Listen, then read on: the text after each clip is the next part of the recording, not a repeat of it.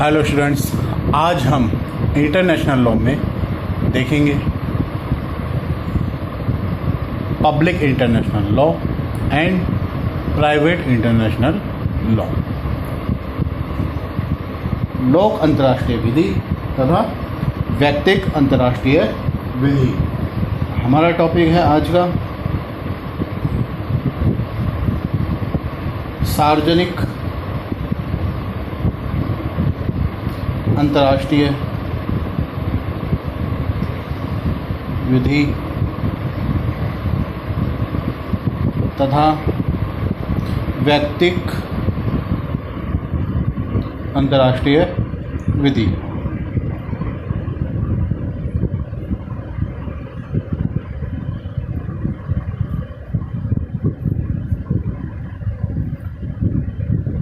Public international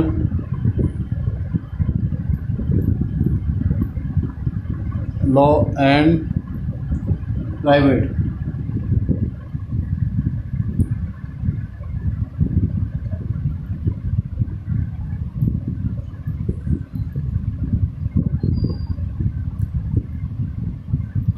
आज हम देखेंगे सार्वजनिक अंतर्राष्ट्रीय विधि तथा व्यक्तिक अंतर्राष्ट्रीय विधि।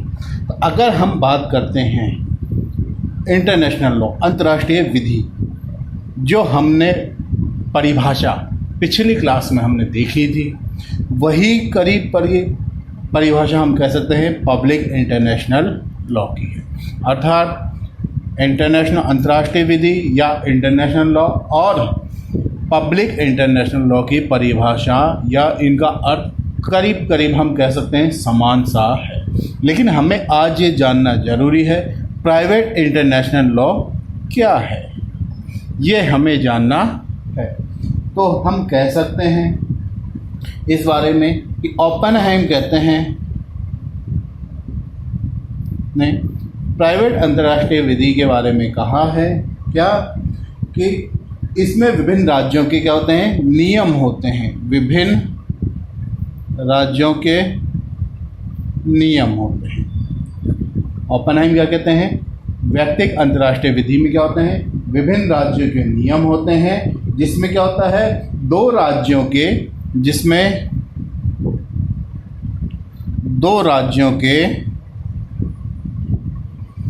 व्यक्तियों के बीच उठे विदेशी तत्वों से संबंधित मामलों का वर्णन है। क्या कहते हैं, ओपेनहाइम कहते हैं व्यक्तिक अंतर्राष्ट्रीय विधि क्या है, इसमें विभिन्न राज्यों के नियम होते हैं और दो राज्यों के जो व्यक्ति होते हैं उनके बीच अगर किसी विदेशी तत्व को लेकर कोई मामला आएगा उसके बारे में इसमें वर्णन होता है। अगर हम सिंपल शब्दों में अगर कहना चाहें तो हम कह सकते हैं कि व्यक्तिक अंतर्राष्ट्रीय विधि जो है, व्यक्तिक अंतर्राष्ट्रीय विधि विभिन्न राज्यों के नागरिकों के जो विवाद होते हैं उनसे संबंध रखती है। विभिन्न राज्यों के जो नागरिक हैं, विभिन्न राज्यों के नागरिकों के विवादों से इसका संबंध है, जिसका निर्णय कौन करेगा, इन विवादों के निर्णय के लिए क्या करेंगे हम, निर्णय जो है किसी एक राज्य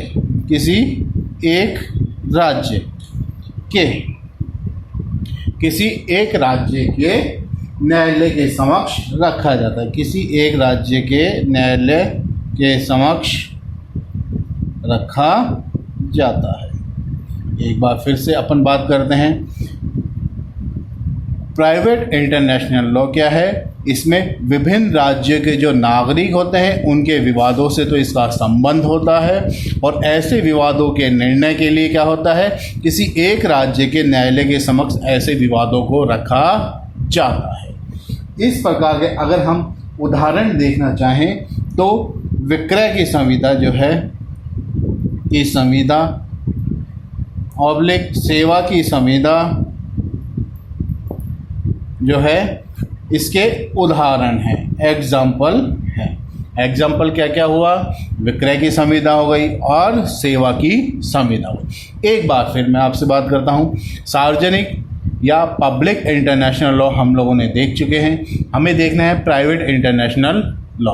प्राइवेट इंटरनेशनल लॉ के बारे में ओपेनहाइमर कहते हैं कि इसमें विभिन्न राज्यों के नियम होते हैं, जिसमें दो राज्यों के व्यक्तियों के बीच कोई विदेशी तत्व को लेकर के संबंधित जो मामले आएंगे वो किस में आते हैं? व्यक्तिक अंतर्राष्ट्रीय विधि में आते हैं। अगर हम साधारण शब्दों में बात करना चाहें तो हम कह सकते हैं व्यक्तिक अंतर्राष्ट्रीय विधि क्या है? जिसमें विभिन्न राज्यों के नागरिकों से संबंधित जो विवाद आते हैं वो आएंगे और उन विवादों के निर्णय के लिए किसी एक राज्य के न्यायालय के समक्ष उनको रखा जाता है। ऐसी जो विधि होगी वो कैसी होगी? व्यक्तिक अंतर्राष्ट्रीय विधि में आती है। फॉर एग्जाम्पल हमने देखा विक्रय की संविदा, सेवा की संविदा आदि इसके उदाहरण है।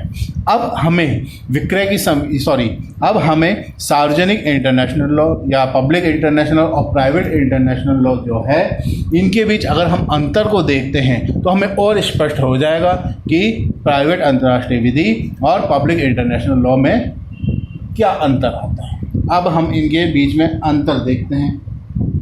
अगर हम अंतर देखते हैं तो हम कह सकते हैं कि आपके जो पब्लिक इंटरनेशनल लॉ, जो सार्वजनिक अंतर्राष्ट्रीय विधि जो है, इसका संबंध किससे होता है? मुख्य रूप से राज्यों से होता है। पब्लिक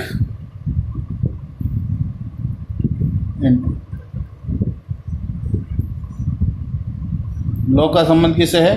राज्यों से होता है और कुछ हद तक व्यक्तियों से भी होता है। ठीक है। जबकि अगर हम देखें तो आपके प्राइवेट जो अंतर्राष्ट्रीय विधि है इसका संबंध किससे होता है? दो राज्यों के व्यक्तियों से संबंध होता है। दो राज्यों के व्यक्तियों से संबंध, अर्थात पब्लिक इंटरनेशनल लॉ का हमने परिभाषा में देखा था कि अंतर्राष्ट्रीय विधि क्या है? मुख्य रूप से राज्यों पर और व्यक्तियों पर भी कुछ हद तक लागू होती है। जबकि प्राइवेट इंटरनेशनल जो है दो राज्यों के व्यक्तियों के बीच में जो विवाद होता है उनके ऊपर लागू होती है। इसके बाद अगर हम अगला अंतर देखना चाहें तो हम देखेंगे कि प्राइवेट इंटरनेशनल जो है राष्ट्रीय विधि का एक अंग होता है। प्राइवेट इंटरनेशनल लॉ जो है ये किसका होता है? राष्ट्रीय विधि का एक अंग होता है, जबकि अंतर्राष्ट्रीय विधि किसी भी राज्य के अंग नहीं होता है। आई बात समझ में? इसके बाद अगर हम अगला देखें अंतर, हम कह सकते हैं कि पब्लिक इंटरनेशनल लॉ जो है राज्यों में समान रूप से लागू होता है। पब्लिक इंटरनेशनल लॉ है राज्यों पर समान रूप से लागू होता है, जबकि जो आपके प्राइवेट इंटरनेशनल लॉ है इसकी जो है प्रत्येक राज्यों में ये भिन्न भिन्न होगा। प्रत्येक राज्यों में ये क्या होगा?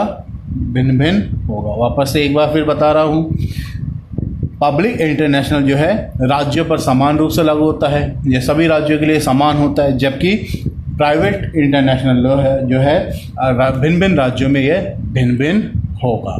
इसके अलावा अगर हम देखें अगला अंतर तो हम कह सकते हैं कि प्राइवेट इंटरनेशनल लॉ जो है ये क्या है? मुख्यतः विधानमंडल के द्वारा निर्मित होता है।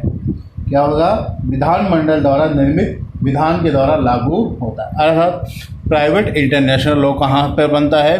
राज्यों के विधानमंडलों में इसको बनाया जाता है। जबकि अंतर्राष्ट्रीय विधि जो है किस पे होती है? हमने ओपेनहाइमर की परिभाषा में पढ़ा था, रूढ़ियों और संधियों पर आधारित माना है इसको।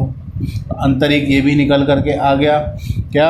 ये पब्लिक इंटरनेशनल को रूढ़ियों और संधियों पर आधारित माना गया है। जबकि प्राइवेट इंटरनेशनल लॉ राज्यों के विधानमंडल द्वारा निर्मित विधान के द्वारा इसका बनाया जाता है।